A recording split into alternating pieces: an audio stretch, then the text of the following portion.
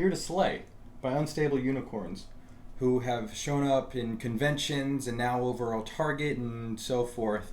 They've made Unstable Unicorns, Daring Contest, Scram, a couple other games, and now they made Here to Slay. Now I do have the exclusive edition from the Kickstarter, so there are a few things in here you might not get if you have a standard edition, and if you bought the big box edition, I have a lot of missing components from that because I only got the standard Kickstarter exclusive. This is a game for 2 to 6 players playing in about 30 to 60 minutes and is for ages 10 and up. The game is very simple to play. The artwork is incredible. It really adds a lot of pulp to the juice contents of this game. And I will talk more about the things I like, dislike, and found neutral about it after you check out how to play it. Welcome. Here to Slay. Here to Slay is a game of heroes that slay dangerous monsters while trying to sabotage everyone else also trying to destroy monsters. Throughout the game, you'll be equipping your heroes, using magic, rolling modifiers, all in order to either A, slay 3 monsters, or B, collect enough unique party members to equal 6. Now let's focus on that second one really quick, while also introducing the party leaders. You'll start off by choosing one of the party leaders who all have their own class, keeping in mind you need 6 unique classes to win the game, and having their own special abilities, like the Protecting Horn, the Guardian leader. Each time you play a modifier card on a roll, either add 1 or minus 1 to that roll. Every class is unique in their own way, and each ability does push you into a better direction in its own way. So for this round, since this is my favorite color to play in games, and I also love rogues and archers, we're going to go with this here Ranger, the Divine Arrow. Each attack roll on a monster, you get a +1 for it. Player number 2 is going to be a Thief, because that's my second favorite role in RPGs. Alright, now let's go over monsters, which is the second way to win. Killing 3 monsters, or slaying them. Girl. Okay, so let's go over one of the monsters. This is the Dark Dragon King. That is a monster. The requirements is you need 1 bard and 1 hero of any type. There are 2 things to happen when you battle this monster. You'll either roll less than 4, and you have to discard 2 of your cards. Or, when you roll, you'll get a +8, or an 8 and over, which means you slay this monster. Slaying this monster puts it in your inventory, I guess, for lack of a better word, and each time you roll for a hero card after that, you get a +1 to your roll. So what we do is shuffle up this hero monster deck and lay 3 out across. So do these rotate out. Every time one's slayed, you bring out a new one. Very simple. Each player is going to get 5 cards. Now these cards can include hero companions. They all have their own class and their own hero ability. Items, like this one for example, changes a hero to a wizard class.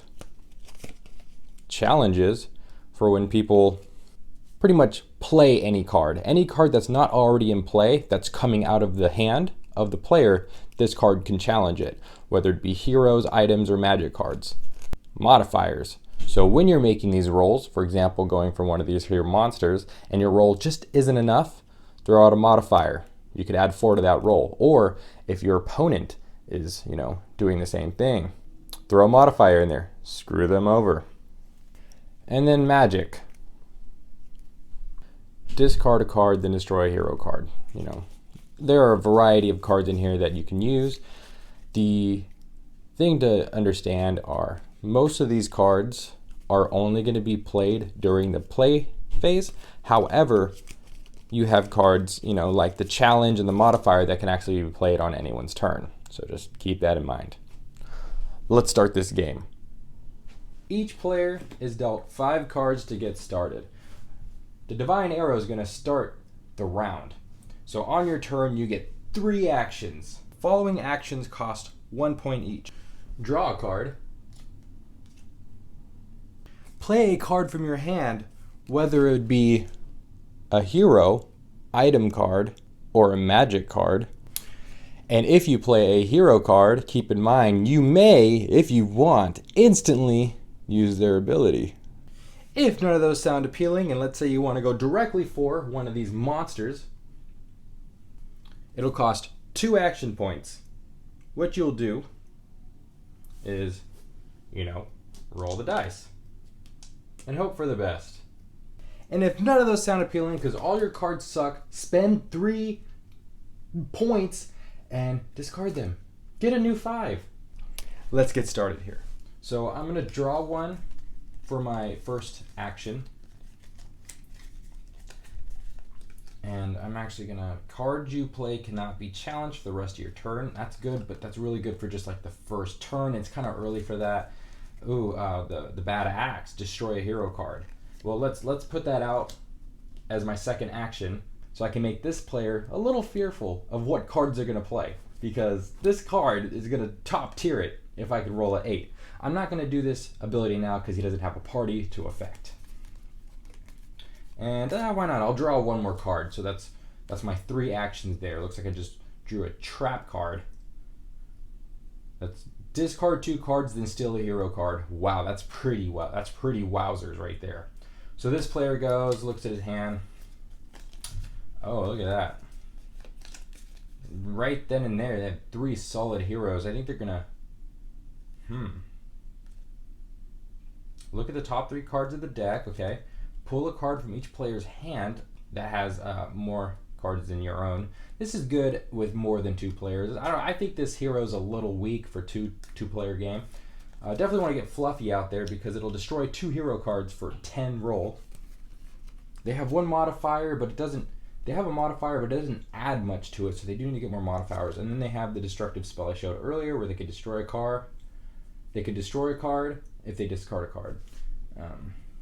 I think they're going to use their second action to just really start off the war between these 2 players. They're going to discard a card, which means discarding from the hand. Like I said, this hero is not too great, so we'll discard him. So he played this for 1. He discarded the Purring Bandit, and now he gets to completely destroy the bad axe. And they have 2 cards left. I think so. 1 action, 2 actions. Okay, now it's this player's turn. They really want to get this owlbear, but they don't have a thief anymore, so they can't do anything with that.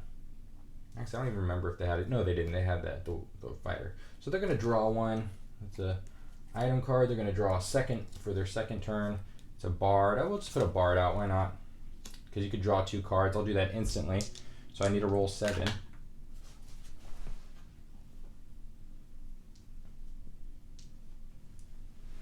Literally not going to give me what I need.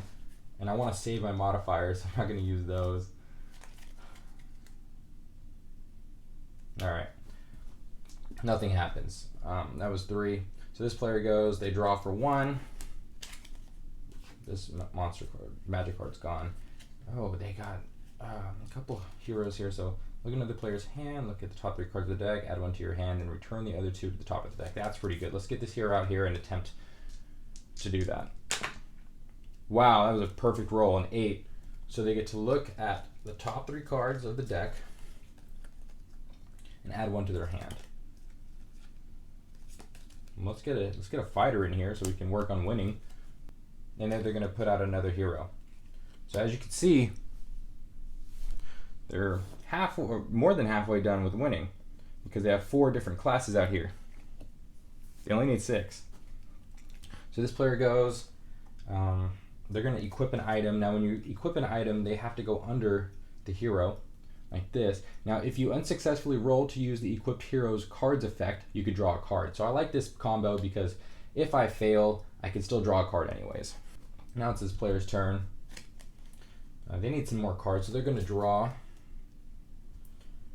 Choose a player. That player must sacrifice a hero card. Wow, that's good. That's just really, this guy's really about just taking advantage of everything that this player is trying to do by getting rid of them. But he's not going to use that yet. He's actually going to use the last 2 actions to attack Owlbear here. So start with the roll. And he has a 7. So what he could do is modify. Oh, Jesus Christ. Okay. Alright, now this player goes, and they're going to draw for one action. It's just, oh man, these are just, what a trashy bags of hands. We're going to just try to draw in 2 new cards. So he's going to roll, and it looks like we got a 7 exactly. So we draw 2 cards. Anything good? No, just a bunch of challenge cards and a bunch of, literally, a bunch of challenge cards, man. That's hella funny. Discard 2 cards, then steal a hero card. Let's see here. I drew 1. I used his action, so I have 1 left. So if I play this magic card,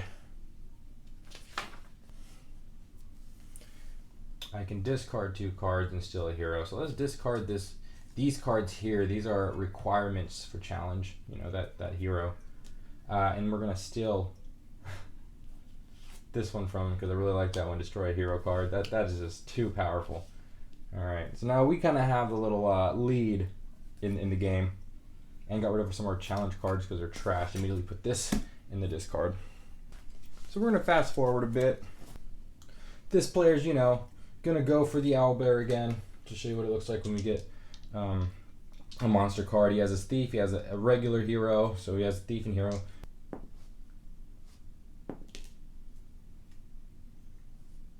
And he got a 5.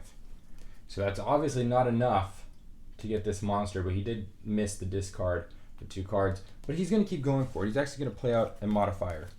So he's going to go super solid +4. That puts him at a 9.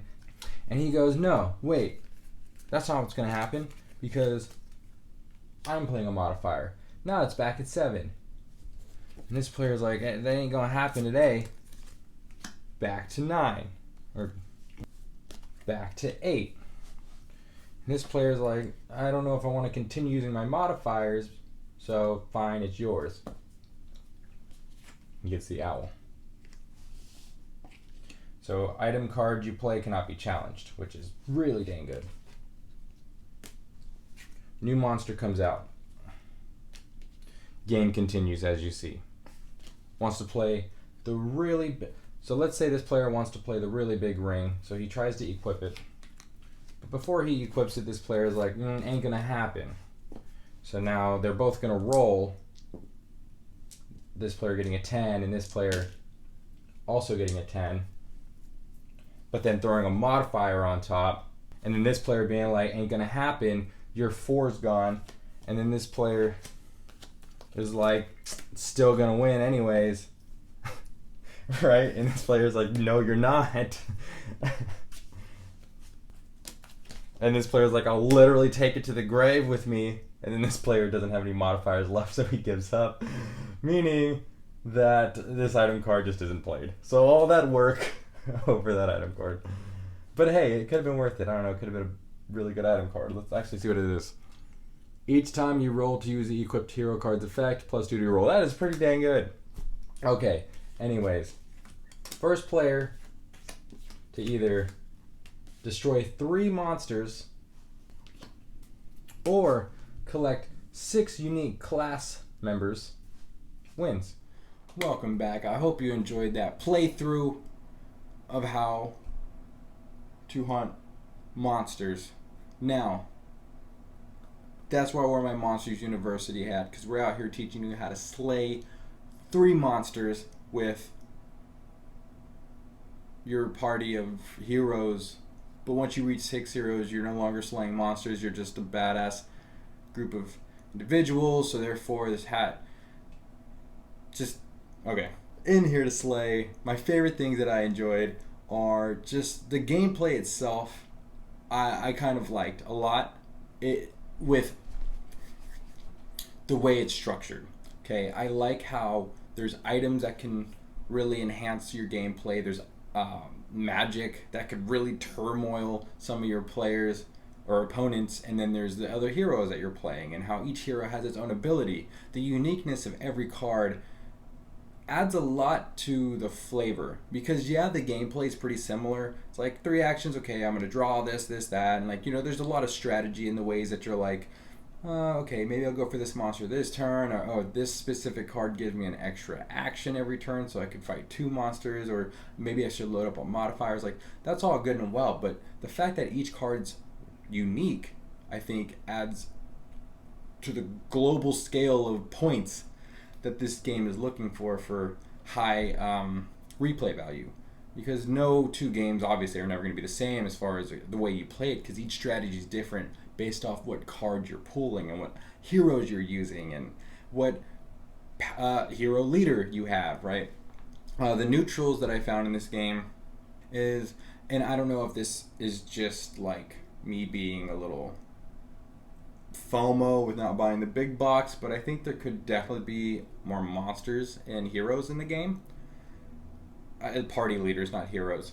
Because, after like 4 or 5 gameplays of this, I, obviously keep seeing the same monsters come out. And that's fine and well. Like, that's going to happen even with the big box. You play it long enough, you're going to see the same monsters. But I feel like having, like, the monster expansion that came with the big box exclusive on Kickstarter would just, like, kind of let them run a little longer, like, in rotation. Then I feel like, oh, here's the owlbear again. Right? I see this every game because maybe I suck at shuffling. I don't know. My dislikes, honestly, game itself, I don't have any dislikes. I think the game's pretty proper. It does exactly what it's made to do. It's a simple game. If you know the Unstable Unicorn Company, you know that their games are really lighthearted and zany and like quirky, and a lot of the times not safe for work, but this one is. I think people who are looking for something more expansive won't like this game. I think when you hear like RPGs, you think of Pathfinder, and if you're a little less sophisticated than that, I'm just kidding. Gloomhaven would be a good choice, or even going all the way down to other simple RPGs like Red Raven's Megaland. This game is literally just a roll and play. You're just rolling, modifying, and growing your army to roll and modify better than that. So I liked it, but not a lot of people might like it. I don't know. It's one of those games, right? I mean, the company itself is very successful, so it's hard to really find anything to dislike about this game. They do everything well enough for party experiences, right? If this is a game that interests you, and if you are a fan of other games from Unstable Unicorns, highly recommend this one to get into your pouch, because unlike the party verse of every other game they have, this does kind of stray away from the party and brings us a little more like game night attitude, which I can appreciate, being that I play a lot of their games. It's nice to have like an Unstable Unicorn night and be like, okay, we just got done completely humiliating ourselves in daring contest. Do you want to fight some monsters? Alright, anyways, thank you so much for watching. You all have a nice day.